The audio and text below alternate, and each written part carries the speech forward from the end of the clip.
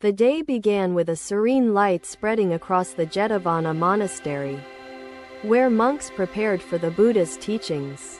Birds chirped softly, their melodies weaving through the rustling leaves of mango trees surrounding the monastery's grounds.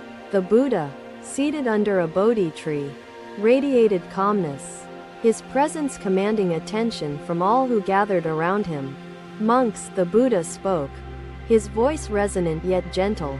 Today we discuss the essence of compassion and its vast influence. Each disciple leaned forward, their expressions reflecting eagerness to absorb the wisdom that the Buddha was about to share.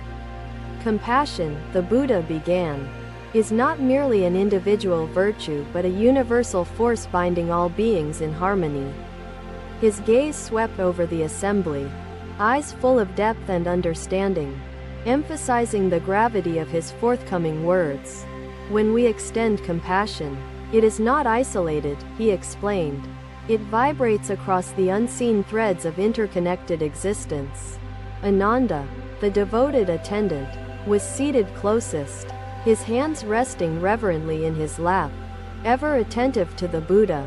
Ananda, the Buddha called, turning to him, "Do you remember Sujata, whose act of kindness saved this body from collapse?" Ananda nodded slowly, recalling the young woman who had offered milk rice during the Buddha's journey towards enlightenment years ago.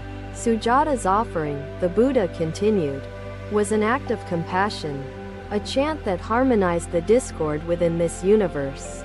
He gestured toward the horizon, his hand tracing the space where earth and sky seemed to merge without boundary. Compassion does not end with the one who gives, he stated. It reverberates, touching lives far beyond visible reach. The monks listened intently, the grove silent except for the rustling leaves and occasional calls of distant cuckoos. To understand compassion's power, the Buddha added, we must witness its effect in the heart of human suffering. With that, the Buddha stood gracefully, signaling the monks to accompany him to a nearby village known for its discord. The village, nestled amidst fertile fields, had become a place of frequent quarrels and an absence of communal peace. The monks followed the Buddha silently, their saffron robes flowing like rivers of gold under the morning sun. Upon arrival, the villagers paused, their daily routines interrupted by the serene presence of the enlightened one.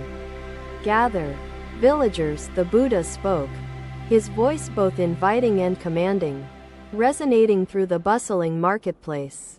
The distractions we carry keep us from this sacred relationship with the world's natural rhythm. Buddha's disciples nodded, awakening to the profound simplicity embedded in his guidance for modern lives. Dear ones, the Buddha addressed them, I sense turmoil in your hearts, divisions that fracture the harmony of this community. A villager, emboldened by curiosity, stepped forward and asked, how do we mend wounds as deep as ours? O Blessed One? The Buddha smiled gently and replied, through compassion, which is the balm that heals even the deepest scars of discord. He closed his eyes, took a breath as deep as the ocean, and began to chant, Sab Sata Bhavantu Sukhi Tata. The chant, though simple, carried an extraordinary energy that seemed to ripple through the very air around him. One by one, the villagers felt their anger dissolve, their clenched fists loosening, their rigid postures softening with unfamiliar peace. The monks, witnessing this transformation, were astonished by the palpable shift in the atmosphere surrounding the gathered community. As the chant subsided, the Buddha opened his eyes and spoke. Compassion is not confined to words, but action. Extend kindness, he urged, even to those who wrong you, for compassion is the bridge that unites divided hearts. The villagers began to exchange glances, their earlier hostility giving way to a tentative yet sincere sense of connection. A young woman in the crowd stepped forward, tears streaming down her face, and said, Blessed One, I feel lighter.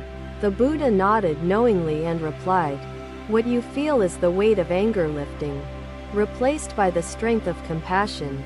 He then turned to his monks, addressing them directly.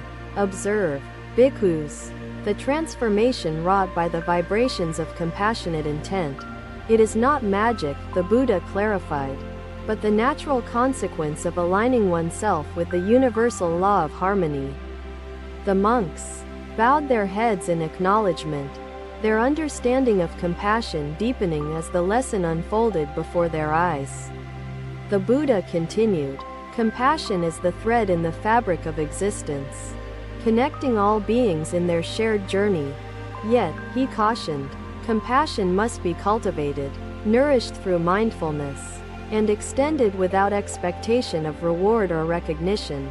The villagers now began to converse among themselves, their voices no longer strained but filled with newfound warmth and sincerity. The Buddha turned his attention back to the villagers, his expression serene yet focused. Peace begins, he said, not in treaties or decrees but in the hearts of individuals who choose compassion over conflict. A farmer in the crowd approached with folded hands and asked, how can we sustain this peace, O enlightened one? The Buddha replied, through daily acts of kindness, small yet significant, each contributing to the harmony of the greater whole.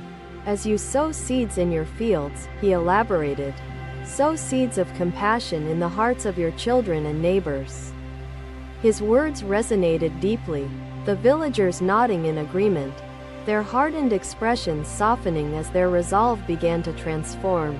The Buddha gestured for the villagers to join hands, symbolizing unity, and led them in another chant of compassion. Sab Sada Bhavantu Sukhi Tata, they chanted together, their voices blending into a harmonious melody that filled the village square. The monks joined in, their voices adding depth to the communal chant, their hearts aligned with the universal vibration of compassion. As the chant faded, a profound silence enveloped the gathering, a silence not of emptiness but of shared understanding. The Buddha smiled, his face radiant with the contentment of witnessing the seeds of compassion take root in fertile soil. Remember this day, he told the villagers, when compassion replaced conflict and harmony was restored through shared intent. With these parting words, the Buddha and his monks began their journey back to Jetavana, leaving the villagers in renewed unity. The path back was quiet, the monks reflecting on the teachings they had witnessed, their hearts filled with gratitude.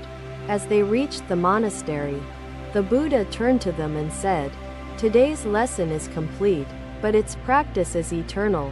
Each monk bowed deeply, their faith fortified by the living example of compassion's transformative power in the hands of their teacher.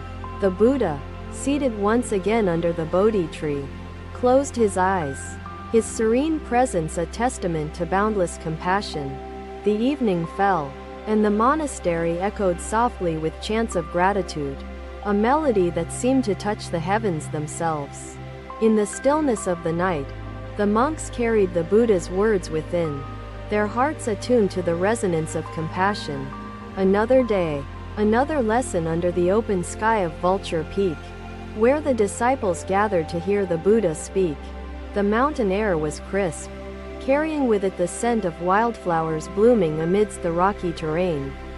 The Buddha sat serenely on a stone ledge, the setting sun casting a golden halo around his figure. Monks, he began, his voice steady and clear. Today we reflect on impermanence, the essence of all existence. The disciples sat in a semicircle, their gazes fixed on the Blessed One, awaiting his profound insights. Impermanence, the Buddha continued, is not a curse but a truth, an ever-present reality we must embrace to find peace. He turned to Ananda, his loyal attendant, and said, recall the story of Kisa Gotami and the mustard seed. Ananda nodded, his expression somber as he prepared to recount the tale that carried a poignant truth. Kisa Gotami lost her child, Ananda began, and sought help, desperate to bring him back to life. The Blessed One, Ananda continued, asked her to find a mustard seed from a household untouched by death. She searched far and wide, Ananda explained, but found no home where death had not visited. Buddha nodded, his voice filled with encouragement, as he said, "You are awakening to the infinite within the finite. The path of presence is a path to freedom, where moments blossom into vibrant expressions of life and wonder." Bhikkhus, the Buddha addressed them. Impermanence is the thread that weaves the fabric of existence, binding all life in change. Consider the river, he said, gesturing toward the distant waters glistening under the fading sunlight. It flows ceaselessly, the Buddha explained, never stagnant, always in motion, embodying the truth of impermanence. He paused, allowing his words to sink into the minds and hearts of the assembled monks. Let us chant together, the Buddha instructed, to honor the ever-changing nature of life and deepen our understanding of impermanence. The disciples began to chant, their voices rising and falling like waves, mirroring the impermanence they sought to comprehend. Anicca vada sankhara, they intoned. All conditioned things are impermanent, their chant resonating through the mountain air.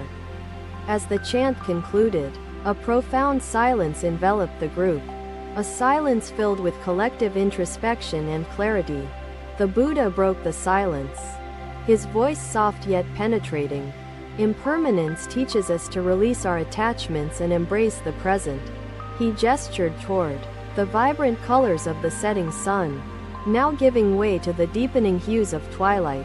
Even the sun, the Buddha said, must set, only to rise again, embodying the cycle of change inherent in life. A disciple raised his hand, his face thoughtful, and asked, "Blessed One, how do we apply this understanding to our lives?" "By living mindfully," the Buddha replied, "and cherishing each moment as it arises, knowing it will soon pass." He continued, "Attachments cause suffering, bhikkhus, for we cling to what is fleeting, refusing to accept its impermanence." The disciple bowed his head in gratitude, the Buddha's words resonating deeply within his heart. The Buddha then turned to Sariputta, known for his wisdom, and asked, "What is your understanding of impermanence?" Sariputta bowed and replied, "Blessed One, impermanence is the truth that liberates us from the illusion of permanence in self."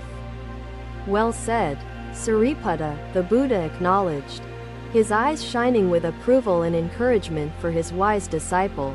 Impermanence, the Buddha continued, is not to be feared but embraced as the gateway to true understanding and freedom. He gestured toward a withering flower nearby, its petals falling gracefully to the ground. "This flower," the Buddha said, "is beautiful not despite its impermanence but because of it, a fleeting gift of nature." The disciples nodded, their eyes following the fallen petals, their minds reflecting on the transient beauty of existence. "Now," the Buddha said, rising from his seat, "let us walk and observe the impermanence in the world around us." The disciples followed him down the rocky path, their footsteps echoing softly amidst the natural symphony of the mountain. They came upon a brook, its waters glimmering as it flowed over smooth stones, its sound soothing and ceaseless. "Look at this brook," the Buddha said. "Its waters are never the same, a perfect example of impermanence in motion." He knelt by the water, cupping his hands to drink, and said, "Each sip is unique, never to be repeated." The monks followed his example, their actions mindful, their thoughts attuned to the transient nature of the experience. "Impermanence," the Buddha said, standing once more, "is not only in nature but in our own thoughts and emotions. Observe your mind," he instructed, "and you will see how thoughts arise, linger, and fade, never remaining the same. The wisdom of boundaries is not rejection but recognition of your finite energy and the value of conscious attention."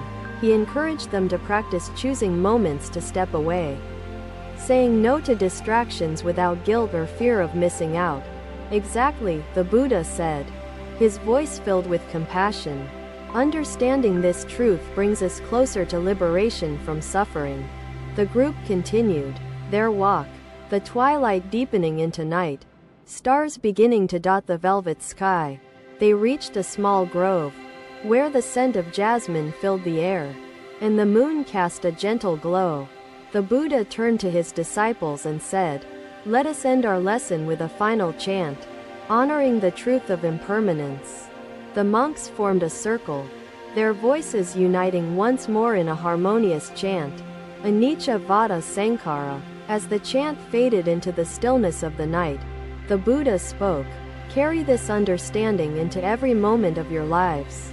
He gestured to a flowing stream nearby, its gentle ripples harmonizing with the landscape without breaking its stillness. Like the stream, adapt to life's demands with grace, finding your flow while preserving the essence of who you are. The lesson of impermanence lingered in the air, a truth that would guide the monks on their path to enlightenment. Another day, another lesson awaited within the Bamboo Grove Monastery, where the disciples gathered under the luminous light of the full moon. The night sky stretched endlessly above them, stars shimmering as if lending their light to the teachings about to unfold. The Buddha stood amidst the grove, his presence serene, radiating wisdom that calmed even the whispers of the passing breeze. "Monks," the Buddha began, his voice gentle yet profound, "today we explore the truth of interconnectedness, the web that binds all existence." The disciples sat cross-legged before him, their eyes reflecting both reverence and curiosity, eager to grasp the depth of his words. Interconnectedness, the Buddha continued, is not merely a concept but a living truth, visible in all aspects of life. He gestured toward a dewdrop clinging to the edge of a leaf, illuminated by the soft glow of the moonlight. "Observe this dewdrop," the Buddha said. "Within it lies the sky, the earth, the rain, and the leaf itself." The dewdrop, he explained, exists not in isolation but as a result of countless causes and conditions coming together. The disciples leaned closer, their attention fixed on the small, glistening drop that now seemed to hold the universe within it. Just as the dewdrop depends on the leaf, the Buddha continued, so do we depend on one another to exist. He turned to Mahakasyapa, the senior disciple, and asked, "Mahakasyapa, what is your understanding of interconnectedness?" Mahakasyapa bowed his head and replied, "Blessed One, to understand interconnectedness is to see that no being is separate from another."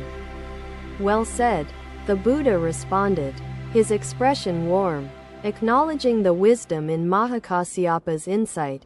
"Let me share a story," the Buddha said, his voice taking on a rhythmic cadence that drew the disciples even closer. "Once, a merchant came to me, burdened by sorrow, his wealth unable to bring him the peace he sought. Thank you for watching. Buddha's teachings are always with you. Subscribe to our channel and we will see you in the next video." His acts, the Buddha explained, were not isolated gestures but verses in the universal chant of interconnectedness. The disciples nodded, their expressions thoughtful as they pondered the merchant's transformation through the lens of interconnected existence. "Bhikkhus," the Buddha addressed them, "to truly live is to recognize our place in the great web of life.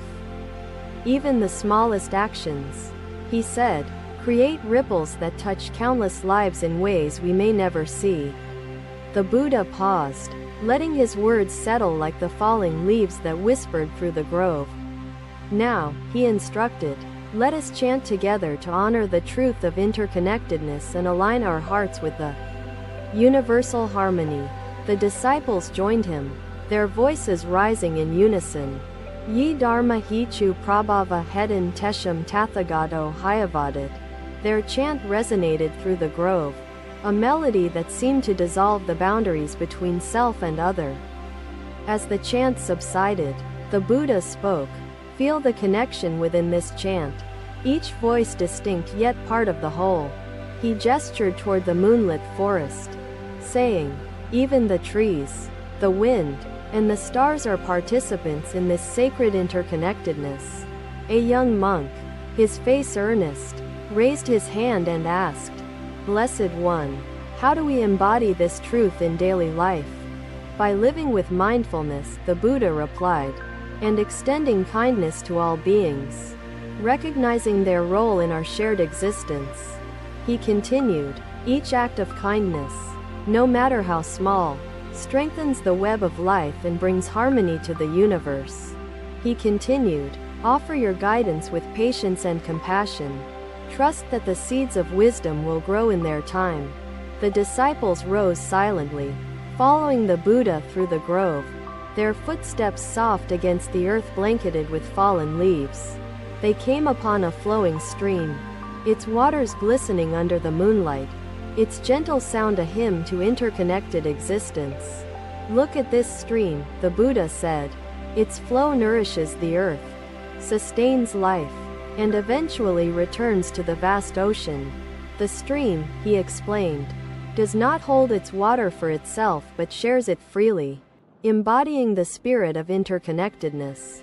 The disciples knelt by the stream, their reflections shimmering alongside the stars in its translucent, flowing waters. Interconnectedness, the Buddha said, is not a philosophy to ponder but a reality to experience and embody in every moment.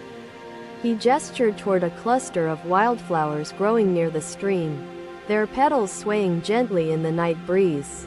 "These flowers," he said, "owe their beauty to the soil, the rain, and the sun, none existing in isolation. The soil," the Buddha continued, "is enriched by the remains of fallen leaves, themselves nourished by the earth they now return to." The disciples nodded, their eyes tracing the interconnected journey of elements that sustained even the simplest of blossoms. "Now," the Buddha said, "let us sit in meditation and reflect on the interconnectedness within our own lives and relationships." The disciples sat cross-legged near the stream, their breaths synchronizing with its gentle flow, their thoughts attuned to the teaching. The Buddha closed his eyes, his presence a silent anchor grounding the meditation in the profound truth of interconnectedness. After a long moment of silence, the Buddha opened his eyes and asked, "What have you observed in your meditation?" "Bhikkhus," a monk replied, "Blessed One, I see that my life is woven with the lives of others, each thread vital to the whole." "Exactly," the Buddha said, his voice filled with compassion. "This realization is the foundation of wisdom and true understanding. To live disconnected from others," he continued, "is to live in illusion, blind to the reality of our shared existence." The disciples bowed their heads, their hearts resonating with the truth the Buddha had illuminated through his teaching. "Let us conclude our lesson with a final chant," the Buddha said, "honoring the harmony that binds all beings together." The disciples formed a circle, their voices uniting in a chant that echoed through the grove. "Ye dharma hichu prabhava heden tesham tathagato hyavadit." As the chant faded into the stillness of the night, the Buddha spoke, "Carry this truth into every thought, word, and action." The Buddha closed his eyes in meditation, his form a symbol of perfect balance and stillness amidst the world's turbulence. The disciples dispersed, each carrying the wisdom learned into their hearts, ready to share it with the world beyond the grove. In the quiet of the bamboo grove, the lesson of interconnectedness lingered, a truth that would guide their path to enlightenment. Thank you for watching. Buddha's teachings are always with you. Subscribe to our channel and we will see you in the next video.